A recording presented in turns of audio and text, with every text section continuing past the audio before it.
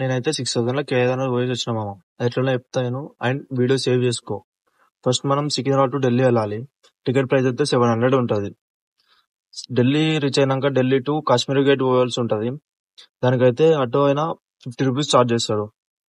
And మనం Kashmir gates to Rishikesh వెళ్ళాలి. 365 లో అక్కడ ప్రైవేట్ బస్సెస్ ఉంటాయి. అక్కడ మాట్లాడుకొని వెళ్ళిపోవాలి. మాకైతే 365 పర్ పర్సన్ కి ఛార్జ్ అయింది. అండ్ రిషికేష్ టు సోన్ ప్రయాగ్ వెళ్ళాల్సి ఉంటది. ఇక్కడైతే లోకల్ బస్సులు చూస్ చేసుకోండి.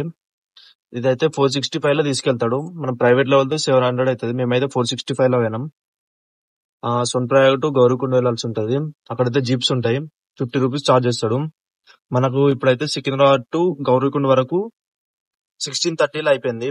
అండ్ రిటర్న్ జర్నీ గుట్లా 16:30 అవుతుంది. అంటే టోటల్ 3,260 అవుతుంది. ఇంకా మనకు ఫుడ్ ఖర్చులు అవన్నీ యాడ్ చేసుకున్నాం. ఒక 2,500 యాడ్ చేసుకున్నా. టోటల్ 5,760 అవుతుంది మామ. రౌండ్ ఫిగర్ 6,000 వేసుకో.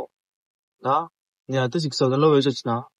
ఫుల్ డీటెయిల్స్ కావాలంటే కామెంట్ చేయి. ఇంకా డీటెయిల్ గా వీడియో చేద్దాం.